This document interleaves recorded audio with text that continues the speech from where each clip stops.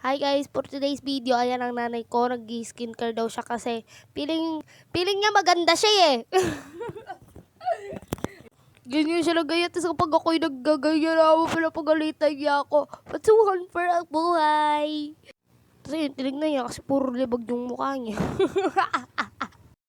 Ayun guys, pinakinggan na nanay ko yung voice over ko kanina. Tapos tawa siya ng tawa. Ayaw na yung tinatawag na libag yun. Libag naman talaga kasi tawag doon. But anyways, ayan. Hindi ko alam kung ano nilalagay niya dyan. Hindi naman FDA approve yan eh. Pati yung makeup ko sabi yun din daw FDA approve. Pati yung skincare niya hindi din FDA approve. Wala na, nagising yung kapatid ko. Ang ingay ko kasi. Tapos yun, tapos na siya daw yun, guys. Magli-lipstick siya, di pa nga tapos yung mukha eh. Magli-lipstick na daw siya, yeah, for the go. Ulit-ulit ako, putik.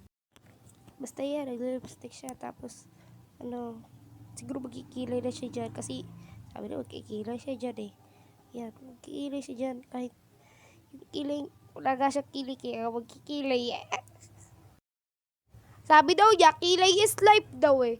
Ay siya oh. Ay, hindi pala siya out dito. Yan, tumawa pa nga. Basta, hindi ko alam kung ano ginagawa nila dyan. Naglalaro ako eh. Isip bata ako eh. Ha! Tapos yun guys, alam niyo ba, gumawa akong comics. Stress na ako guys.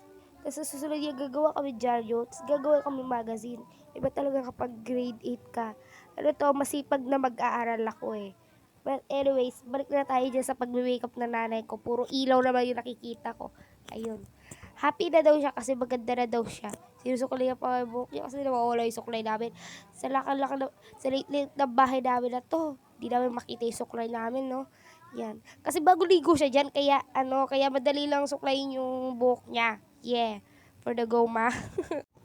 Sige mo, pagpatuloy mo yan. Yan, sige, kaya mo yan. Ba't ka kasi palit ng buhok ko? Ako sa hindi ako magpapalit na buhok eh. Haba-haba na buhok ko eh. Tapos yun guys. Ano yan? Mascara yan guys. Mascara, yeah. Hindi ko alam kung saan galing yan. Yan. Di pa siya nakapag-curl dyan. May curler naman siya. Bundle kaya yung binili niya na yan. Tapos di siya magko-curl. Kung ako sa'yo, magko-curl ako. Ko-curl? Ano yun? Huy!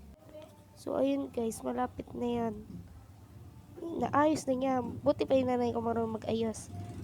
Bye guys!